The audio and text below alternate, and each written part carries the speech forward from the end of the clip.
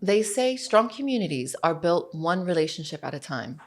But in today's fast-paced world, finding a village, especially as parents, can feel almost impossible. That's why events like the Baby Expo matter. More than just an exhibition, it's a space where families can connect, business can thrive, and parents can find the support they need. But how do you pull off something so massive? What does it take to bring thousands of people together to create a real sense of community? Today, I'm sitting down with Ashleigh and Nick, the visionary founders behind Dubai's biggest parenting and child expo. We'll be talking about how they turn their idea into a movement, the power of connection, and how they balance business and their families, as well as everything in between. If you ever wondered what it takes to build a village and something super meaningful from the ground up, this one is for you. So let's get into it. Ashleigh and Nick, thank you so much for being here and taking the time. I know that you have a ton of things that are on your plate at the moment, and I know that it can't be easy pulling off this incredible Baby Expo. So the fact that you guys have sort of scheduled me in, I'm super grateful. Thank you. Yeah, thanks for having us on. Thank you for having us. Yeah, super excited. I'm excited to hear what's in the plan for 2025. I'm excited to hear how you guys manage. I've got a whole ton of questions that I'm going to shoot at you. The first one, obviously, if you guys want to give like a little bit of an elevator pitch on who you are, what you do, what gets you up in the morning, what is it that you think that you know, the mission that you're on life? So my name's Nick. I'm one of the co-founders of the Baby Expo. I've been in Dubai for 2011. So yeah, what's that, 14 years now? That's a long time. Yeah, so sort of came over to Dubai running events initially while I was doing sort of sales for an exhibition company.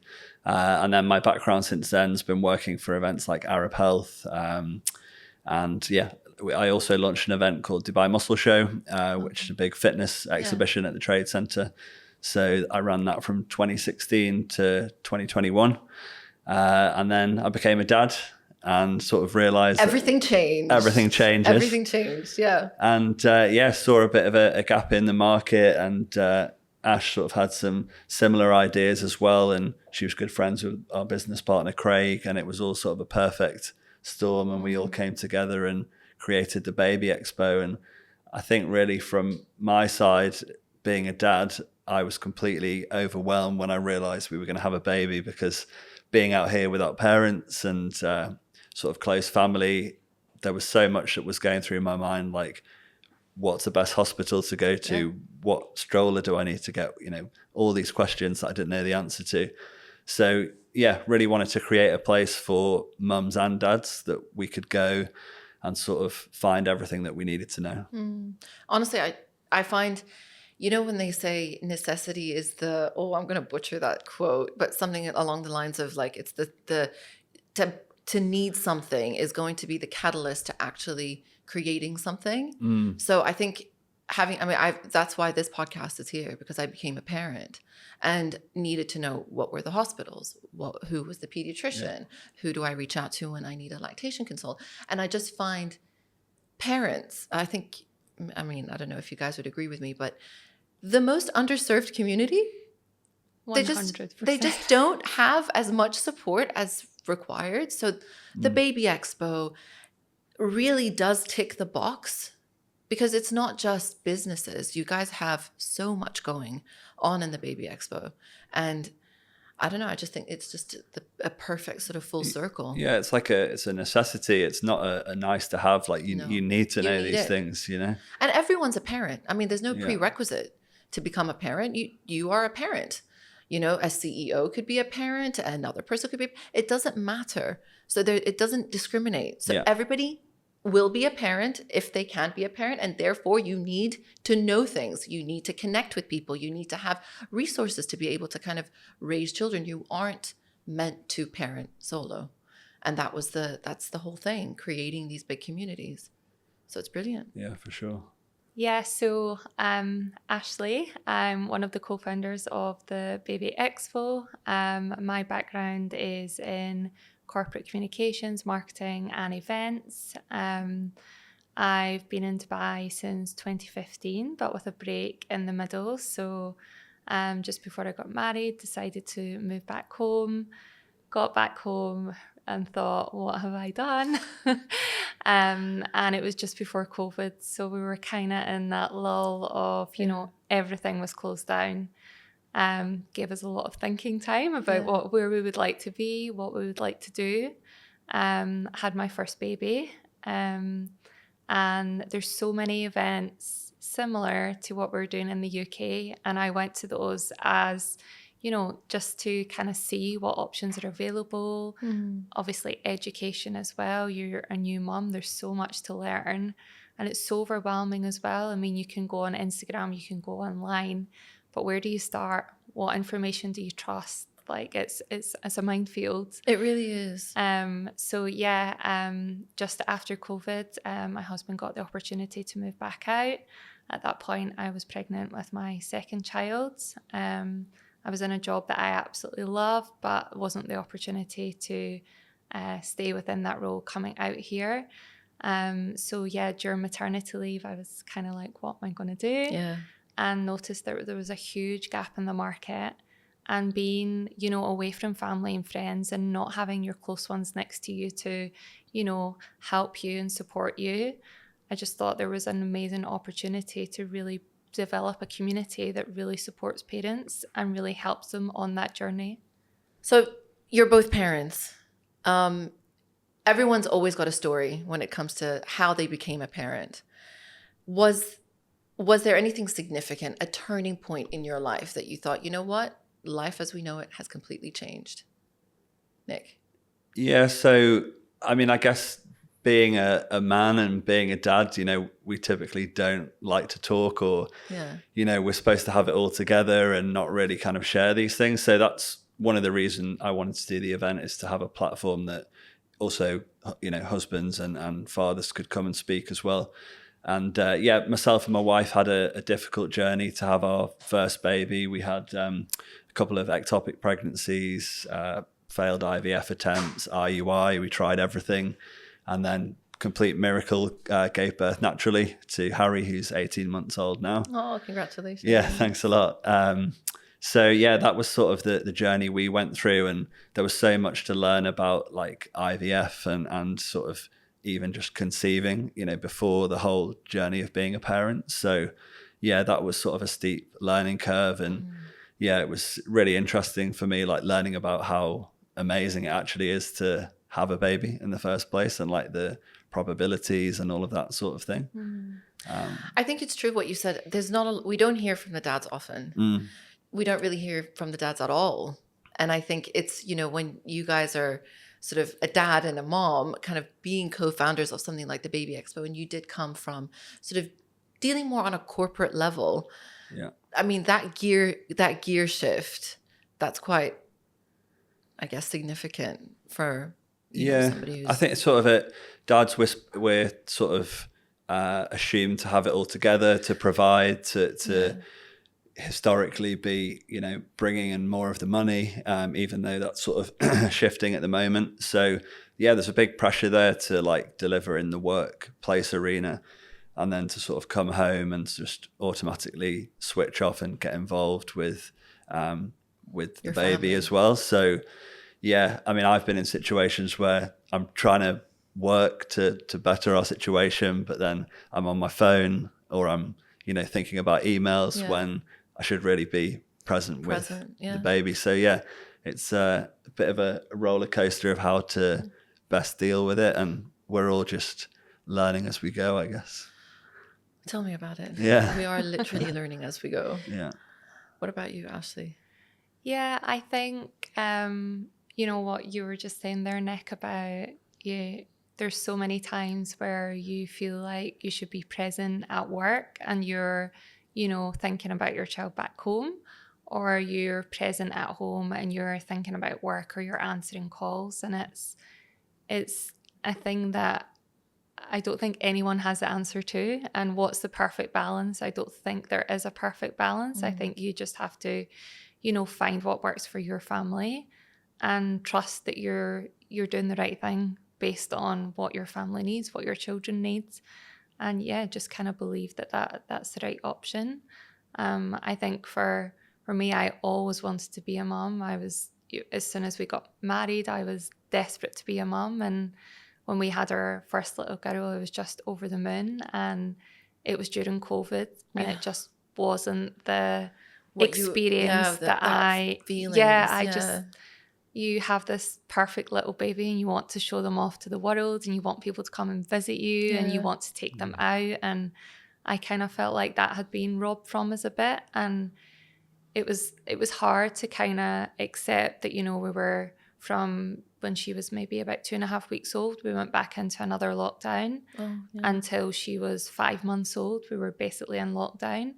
And it was amazing in so many ways because my husband was there and he got to spend so much more time with her than, you know, would have been the norm. If it was just a regular sort of going to pre-COVID to work and things like that. So that was amazing. And when I look back, we're so thankful for that. But also I kind of felt like so many things that the first that I wanted to do with her, it was a completely different experience and so different for so many mums. And I remember being on Instagram and people talking about it so much and how much it had really affected mums. I think from a mental perspective as well. It's, you mentioned it earlier, it can be lonely becoming a parent. You can feel isolated if, you know, you face so many challenges that you don't even know about until you become a parent. And I think being in lockdown and on your own, it's completely, it's difficult to navigate those. And so when we had our next little boy, our second baby, we had him out here and it was just a completely different experience. And it was amazing to go out, see our friends, have our family over. It was really nice, but both children so nice in different ways. Absolutely. Yeah. So if I was to ask you guys, what would you define community in terms of, or in the context of raising children, how would you define the word? Because I feel like you guys are the masters of creating a community.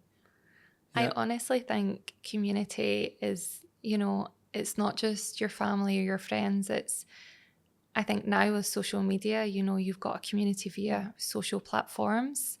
And I think particularly living out here, you know, so many mums look to social media to find, whether it's mum groups, whether it's, you know, experts.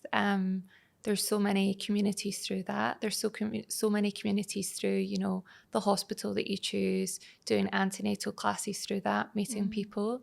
I think community is such a wide, it's such a wide reach. You know, you've got your family, you've got your friends, but it takes so much more to raise children, doesn't it? Absolutely. I think we're so lucky here in Dubai. We don't realize that there's like 50 different mums groups on a Monday morning that are a half an hour drive away. Like where my wife's from is in the middle of the countryside in the UK, in Yorkshire. And she'd probably have to go to London to find one of these sort of like that level of, you know, the big international brands giving away freebies and like top experts speaking. Absolutely. This is like normal in Dubai. So we're really lucky to have the communities and the support networks that we do have here, because there are other parts of the world where they just don't exist. And you might, you know, have one or two mums in your village and that's about it really. There is a strong emphasis placed here. There is a strong emphasis of community, of being together and support. But I think globally, and I think a lot of the times, both parents, mothers and fathers, I think in our society, the idea of saying, I need help or I need a bit of support is still a little bit uncomfortable. Why do you think that is?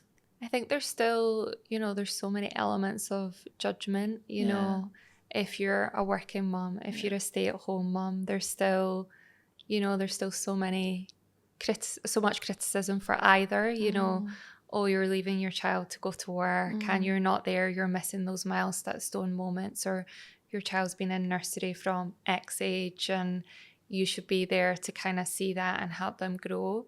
Or if you're a stay-at-home mum, oh, you're maybe not providing, or, you know, you're not, there's just so much criticism for different elements that, I think it's hard. Clouding the ability to reach out and say, I need a little bit of help. Yeah, exactly. I think you're almost a bit scared to maybe seem that you're not on top of everything, or that you're not all together. Yeah, exactly. Yeah. And yeah, sometimes you maybe don't want to, you kind of want to feel like, no, I've got this. I'm okay. We're doing okay. But maybe, you know, deeper inside, you're struggling with some things. I think so many different, every child's different. My two are completely different babies, completely different personalities, completely different experiences from having them through their toddler age, like just so different on so many different levels. Yeah, I think, like Ash said, you know, babies develop at different speeds as well. And we felt really bad when Harry wasn't crawling when, you know, other babies his age were. And then he just started sprinting and running like as soon as he learned to crawl. And we sort of wished he was back not moving because he was causing so much chaos. Yeah. But yeah, my wife was really upset that he, you know, one of the doctors said something like, oh, he should have like been rolling over by now or crawling. But it's that comparison that really shakes you. Yeah. And then, you know, everything was more than fine, and he just develops at different times. Yeah. And I'm sure between your two kids, they walked and crawled at different times. 1,000,000%. My little girl was 17 months before she started walking. And I was, like you're saying, you see so many other children, you go to classes or your friends or family, and I'm thinking, oh my goodness, what, is there something wrong? Should we be worried?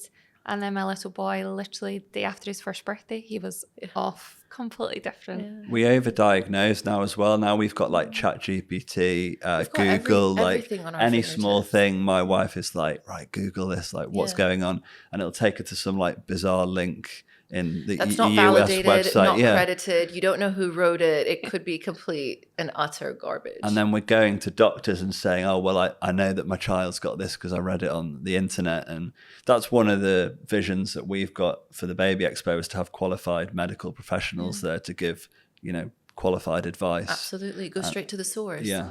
Say goodbye to Dr. Google. Yeah. That's not gonna help anybody. I think we can all agree that our style changes throughout our lives. The way I dress now is very different to the way I used to dress in my 20s, obviously. Our minds change, our body changes, and that is a completely normal fact of life. So as you guys know, Wear That Now is a proud partner of this podcast and a huge factor to my ever-changing personal style. They make it so easy to have a personal stylist and so accessible, where your comfort, your style, your budget, and occasion are all fully considered as they select items for your bespoke box that gets literally sent straight to your doorstep. What I love the most is their flexibility. If the outfit that you love, you keep it, and the ones that you don't, you simply return, and it's as easy as that. So if you're looking to change up your personal style and you don't really know where to start, then I urge you, head over to their Instagram account, which is at wear.that.now, and connect with your very own personal stylist. If we were, obviously, I mean, at the end of the day, both mothers and fathers, I feel, have their own set of pressures and concerns, but more than anything else, it is little pressures that come with becoming a parent. Your pressures, Ashleigh, will look very, very different to your pressures, Nick. What have been some of the pressures that you guys have kind of faced in your parenting journey at the moment? Yeah, I mean, I would say, just not feeling that sort of parent guilt that you're, you know, the balance between work and being a parent, and sort of, finding time for both and trying to balance everything. So that's what you feel, that there's a bit of a guilt. Yeah, I think so. And, you know, there's other things like, you know, you want to keep fit, you want to keep healthy. These are all things that take time as well. And trying to squeeze everything in. And Dubai is like a super high, fast-paced place, and it brings all the best minds together. And you maybe look across the room and think, oh, you know, that guy's doing better than me, or I should be doing that, I should be doing more. So yeah, just trying to balance all of those emotions, really. Ashleigh, what are some of your pressures? I think it's almost the juggling. My little girl started school this year, and that brought with it a completely different routine. Yeah. And just trying to manage work, manage the children, manage clubs, manage school drop-offs, pickups, then get them to after-school clubs as well. Make sure that they're okay, and still be kind of managing work as well. Is such a it's almost like It's almost impossible. Yeah. Sunday night, my husband and I sit down and I'm like planning meals for the week. I'm planning their lunch boxes for the week. I'm planning their outfits for which day we've got clubs or we've got swimming within school, or we've got some days my little girl goes to school with like 3 bags and she's 4 and I'm like, my goodness, what is going on? And then I think, the mum guilt as well is just the guilt. I think guilt across the board. I think no matter if you're a mom or a dad, I don't know what it is. As soon as you have children, it's almost like they're born and so is the guilt. You're guilty that you don't spend enough time with them, but then you feel really guilty because you want to serve as a role model and to show them what it is to really love your job and be really sort of fulfilled in that role. But also at the same time, you want to be there for all school pickups. Then you want to be there for after school activities, but then you have a job.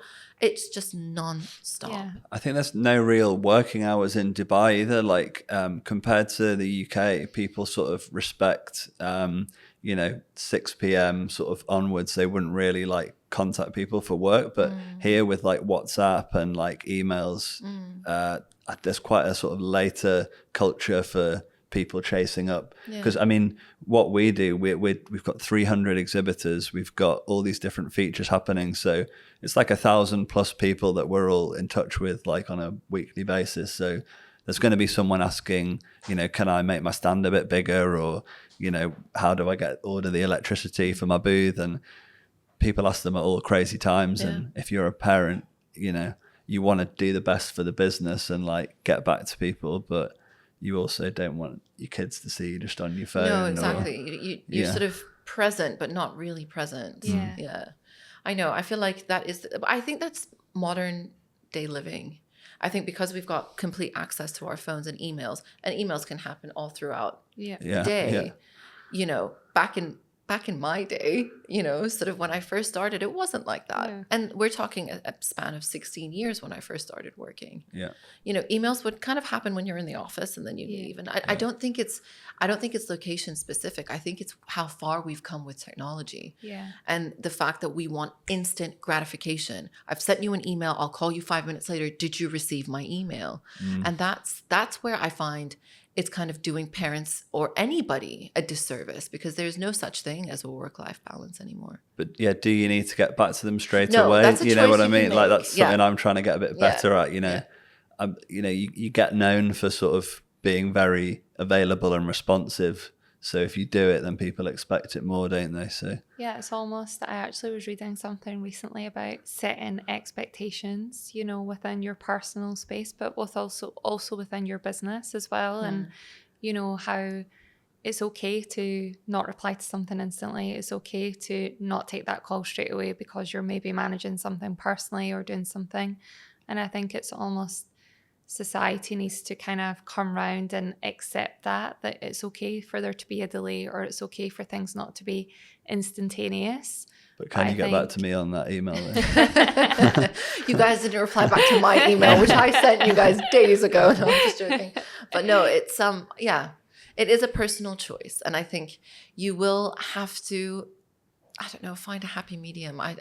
I'm still trying to figure it out. We're all just winging it, aren't we? Just winging it. This is what I've learned after becoming a parent. You just keep winging it until... I think every day you wing every day. Just do the best you can, That's it. You think you get into a routine and then something changes or another curveball comes. Absolutely. And you're like, okay, things are up in there again. Let's find a new groove to get into. My parents, I asked them, I'm like, obviously, at the end of the day, they've raised it's me and my sister, we're somewhat well adjusted, we've got our life together. So I'm like, how did you guys do it? Because I'm going insane. She's like, we didn't do any of this stuff. We just loved you. That's it. You were fed, you were bathed, and there was love. Yeah. And you grew. And that's all, sort of bring it down to basics. Yes, okay, there's emails, and yes, there's work, but you love them, and ultimately you're never going to not love them, and that's all they really need. That's why you're guilty, isn't it? Because you care. Like, you care. If you didn't care, then you're not going to be guilty, are you? Yeah, absolutely. But we could talk about that literally for another, I don't know, 4 hours. Yeah. But I want to get to the Baby Expo. Obviously, this is the first time that's ever happened, I guess, in the region, not just in the UAE. I mean, story of origin. How did this all come about? Yeah, so I mean, I guess we touched on a little bit earlier in terms of like seeing the gap in the market and that sort of thing. I guess Ashleigh's background was more sort of PR, marketing expertise. Myself and Craig, we'd sort of done trade shows and exhibitions here before. So yeah, it was identifying the gap in the market, but also really feeling like we could make a difference. And I think that's really exciting that our event, we actually saw people that it was the first time they'd left the house after having their baby. And like they'd come, my wife Hannah met somebody. It was the first time she'd left the house in 4 months after having a baby that came to Baby Expo, and they're still talking now. Oh, that's so lovely. And like that was my other question. Yeah. What were these sort of standout moments? Because obviously last year was your sort of your rollout. Launch, yeah.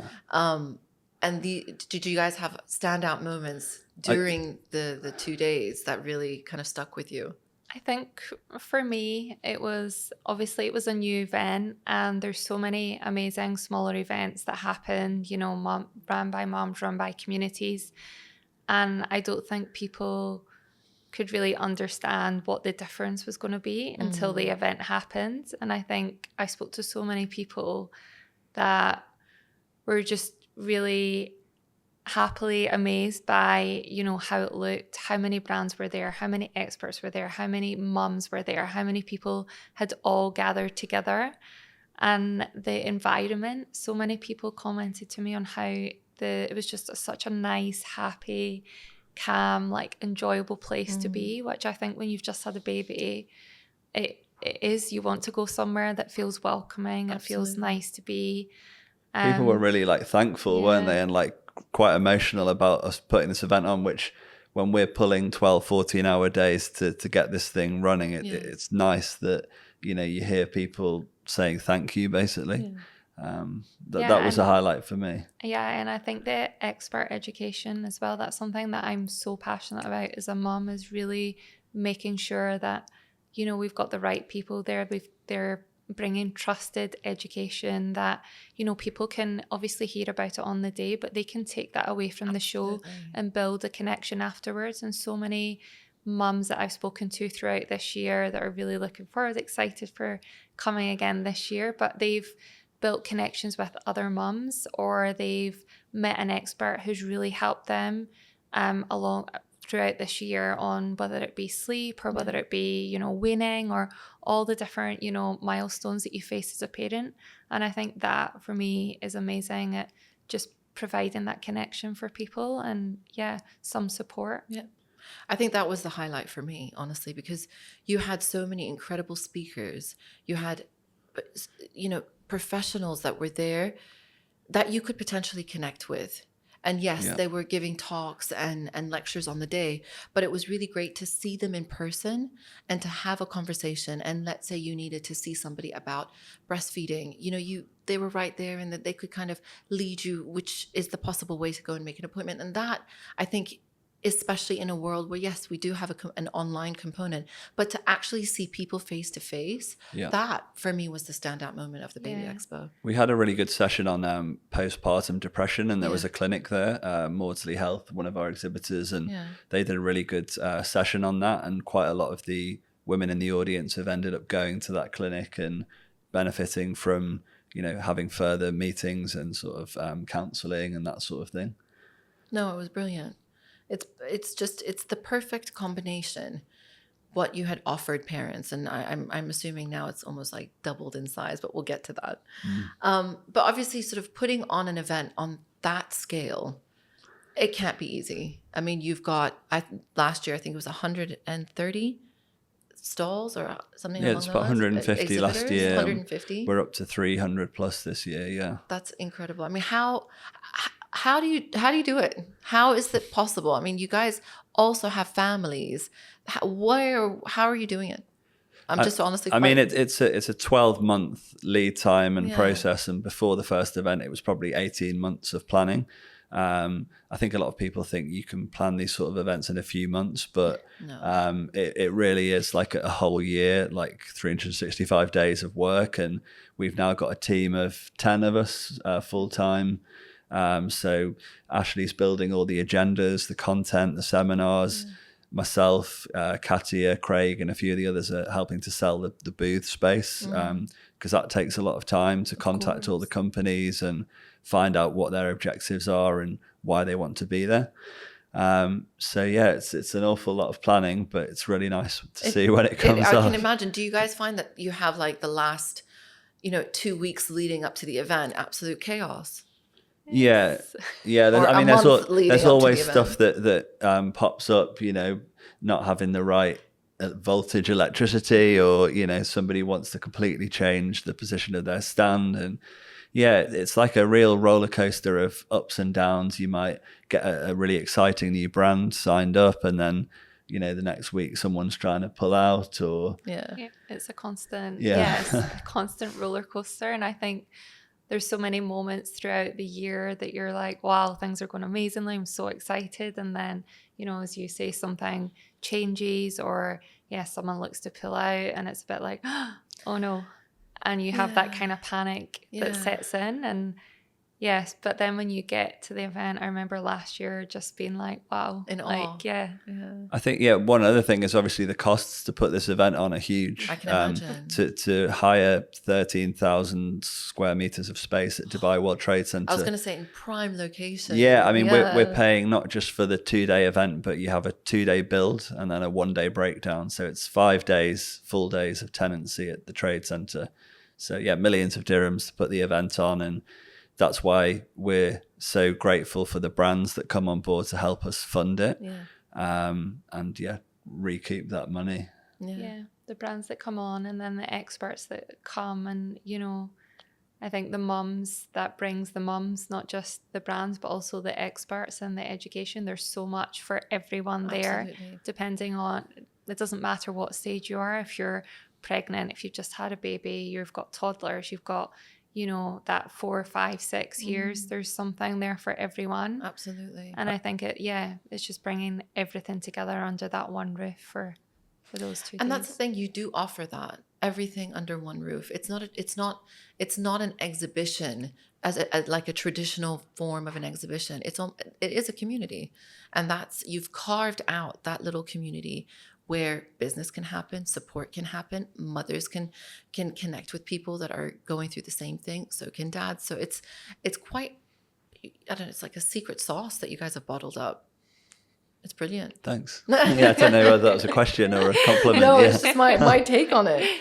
But obviously, do you guys have to prepare your families yearly while going ahead with planning sort of Baby Expo 2.0 or whatever it is? It's so funny you've literally just asked that, because I feel like last night I spent my night planning for the new term of school and scheduling my husband's. I'm like, on this day you need to, and then this week I can't do anything. So I feel like my planning as a mum with 2 is I'm already in May, like thinking ahead to that point and what those last few weeks are going to be like, and making sure that they're all going to be okay and we're good to go already. It's quite a unique sort of business to run, because you're building up to 2 days of the year all year. Yeah. Like everything comes down to 2 days. It's a lot of pressure. Yeah. Whereas if you work for a GE or somebody like that, you're just selling all through the year. Yeah. Whereas this is like everything's all in 2 days. It's got to be amazing. It's a lot of pressure. It's a lot of pressure. But it's also nice once it's done. That's right. And it's been amazing. You can have a big celebration. We can be really happy. And then you build for the next year. We sort of rebook brands on site. I think you'd probably just get better at it, year after year, because you kind of anticipate what could potentially go wrong. What is you're sort of a little bit more prepared, I guess, going into the next year. Yeah, and people trust us as well. Like the biggest problem we had in the first year was people believing us that it was going to be even going to happen. Yeah, because unfortunately, in this part of the world, there are a lot of people that say they're going to do big events and big things, and then they never happen. Yeah. So that was our biggest sort of competitor, if you could say that, at the time, was other people saying they were going to do it and they never did. So I think now we've done it once, people trust us, and we've got a lot more kind of big name brands on board this year, which is really exciting. What would you guys say was the biggest challenge of putting this incredible event on? I honestly think what you've just said there, you know, so many people, I remember going to so many meetings in the lead up to the first event, and we'd be explaining, you know, the scale of the show, and it was almost like, really? Like, you're Sure, going to get, you will. yeah. Like, are you not biting off too much? Yeah, and this is going to happen, and it was almost getting people to buy into that. And you know, I think when people came, so many people that I spoke to, they were like, wow, you've done it, delivered what you said you were going to deliver. So I definitely think that was a challenge last year, was really getting people to believe that, you know, what we were saying was going to be at the baby expo. Absolutely, and more. Because I think if we're honest and we under promise and over deliver, it's only going to help us. So everything that we said in terms of our targeted amount of attendees was 10,000. We sold 11,000 tickets. So yeah, and you can see the videos, you can see the pictures. It was busy, and I think we've got a good amount of trust in the industry now. Absolutely. Would you say that's probably your biggest win? I mean, there were so many wins, weren't there? I mean, just bringing everyone together, and nothing like this existed in the whole Middle East, and now it does, and it's really cool to see that it's just helping people as well. I think but you know, what you were saying there about trust is on so many different levels. Trust within an industry perspective and a business perspective, but also trust in terms of mums and communities and experts. You know, I think there was so much trust across, you know, the entire event, which I think is amazing to know that mums trust us, families trust us, experts trust us, and that business now trust that the event is going to be, you know, what we say it's going to be. And the amount of inquiries you've had for speaking slots this year, it's been like over 500 people wanting to speak. So I know, lucky me, I managed to get both. So I think one of our challenges is going to be trying to keep everyone happy, and not for people to think, oh, look at the Baby Expo, they think they're amazing. But really, there's a limited amount of people that we can have speak, and we want to have the best people there. And and I think so much interest from international speakers this year to really come and capture, you know, the market here. They see so much potential from this region. But yeah, we have so many amazing homegrown experts here that mums trust and they love, and they can build that connection with. Absolutely. And I think it's so important to be able to build those connections and have a platform to build those connections. We're gearing up. We've got 7 weeks. I was going to say just over a month. I could tell you the days and the hours. I could tell you the days as well. The minutes until we kick off. What are we in stall for 2025 Baby Expo? Not to, you know, obviously give everything away, but just a little teaser.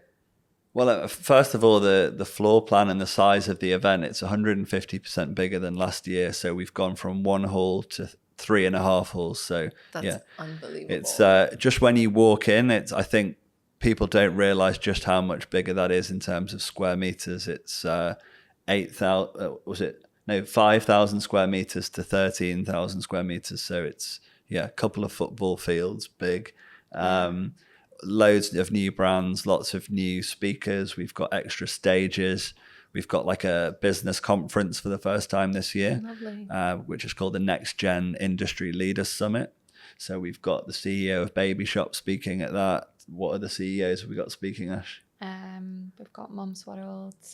We've got some really big names from internationally coming over to talk about the industry. Not just as a Middle East, but global as well, which is really exciting to be hosting that in Dubai and having all of these amazing business minds coming together to discuss the industry.